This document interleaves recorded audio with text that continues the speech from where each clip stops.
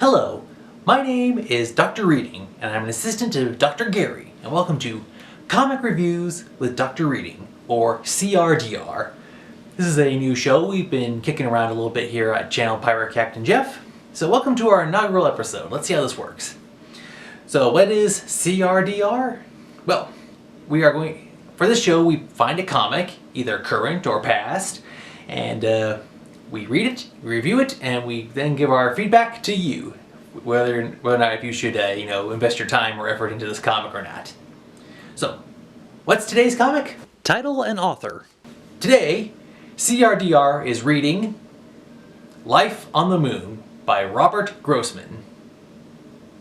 For those of you who don't know, Robert Grossman, he designed the promotional poster for the movie Airplane. He's also done some other work, but so he's now stepping into the world of a full-fledged illustrated book.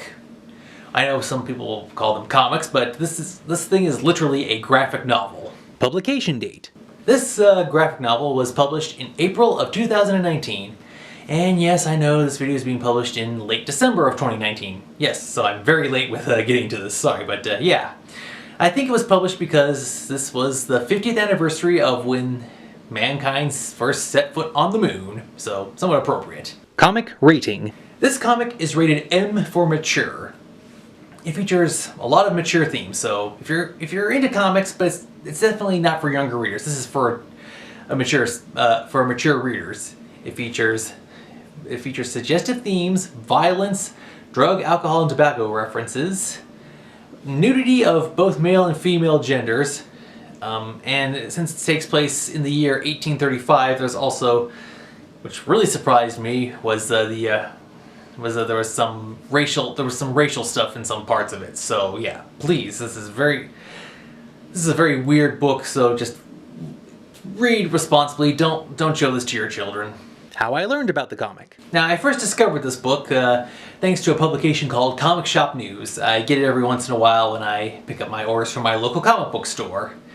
It talked about the comic, and I was interested in it and wanted to see for myself how this book would play out. Especially the fact that, well, I'll get into some more details about it in a few moments. The plot.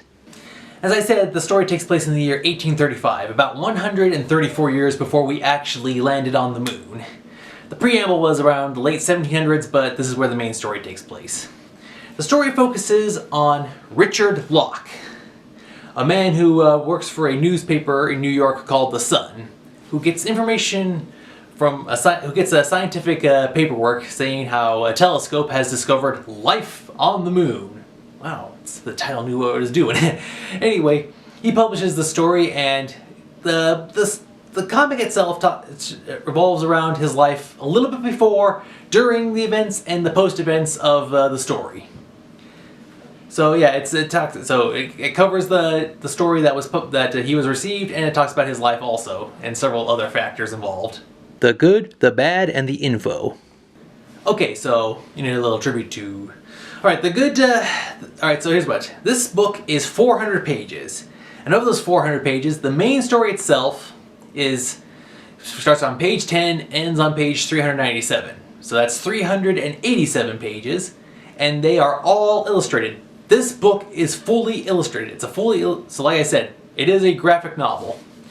And it tells an interesting story, and if I could describe it, it's like, think about the Assassin's Creed video game series. They use history as their framework, as their main setting, but they get a little loose and creative with some aspects about some characters, places, events, and what have you. So it's an interesting story. The bad news is that, alright, for one thing, Robert Grossman, he passed away before he could see his work come to fruition. May he rest in peace. He illustrated every page about this, which is also pretty awesome. So I think he had an idea what the book would look like before it was finalized. At the start of the book, there's like 5 or 6 pages which show some of his ideas. Everything is illustrated and in great color, and there's where one of the problems kicks in. All 387 pages are in grayscale. Black, white, shades of gray. It's not in full color. I would have really loved to have seen this in full color, but so it was kind of a disappointment to discover that all the pages are black and white and gray. The The story itself, it doesn't really know what it wants to be. Is it historic? Is it historic fantasy? Is it romance? Is it murder? Is it mystery? Is it science fiction? Is it science fact? The story kind of stretches itself a little too thin trying to cover all its bases. Yeah, and I mean, like, I read through it because I was interested, but after I was trying to skim through it again, I was like, I can't believe I read this. It was a little cut and dry in some spots. The question is like, am I enjoying reading this? In some parts, yeah, but the rest is like, ugh. And like, by the end, as it gets closer to the end of the story, it starts to go from, it kind of starts to go off the rails, like really wild. It's like, oh, I'll just go off and do whatever I want. So the story definitely needed work. Now here's the interesting info though. At the end of the book, Mr. Grossman, he sets everything straight. And here's for starters, this on Life on the Moon story. There really is a newspaper in New York called The Sun. They really did publish this in 1835, saying a 6-part news story saying that a telescope had seen life on the moon. And it really was published by one Robert Locke.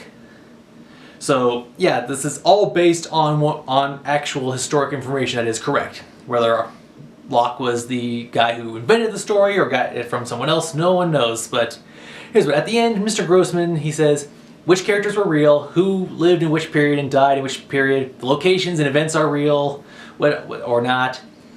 Yeah, so like we meet several historic people, like you hear some historic names and whatnot. But he took a lot of creative liberties, but at the end of the book he says what's what. He sets everything straight. So yeah, it is interesting that the book is over 300 pages, all illustrated by him. Like I said, they're all in grayscale, and it's interesting how he just took all the information about who was alive and doing what at the time. But as I said, the story goes way off the rails by the end. Score out of 7 stars. Now, I was trying to figure out a good scale for this new series that I'm doing, not the Life on the Moon, but for this new show. So the question is, like, I couldn't do like a scale of 5, I couldn't do a scale of 10, that was too much. So the question is, out of 7 stars, what is this book? I would say this book gets 4 stars. I give it the story, for everything overall, I give it 4 stars. I give it average. Now the illustration work is really great in some parts, like level of detail is amazing, but the story, it's hampered by the story and the fact that it's in grayscale. Yeah, this book, it was an interesting read. So like if you know someone who's a real stickler for historic accuracies, do not give them this book. Because while it gets some stuff right, I'm pretty sure they nitpick the stuff that wasn't. But still, it's an interesting read, and like I said, I'm fairly certain this was solely, the intention of this comic was to be released in honor of the 50th anniversary of the moon landing. Okay, so that's all the time we have for this episode of Comic Reviews with Dr. Reading. We hope you enjoyed the inaugural episode. We have some other comics and stuff we're kicking around that we're going to try to review, so we hope you enjoyed it. Until next time, if you're a fan of Life on the Moon, I hope you enjoyed it, and if you're not a fan of it, well then, hey, you were warned, so middle ground, 4 stars. That's all the time we have for this episode. Thank you for watching, and as always, happy reading.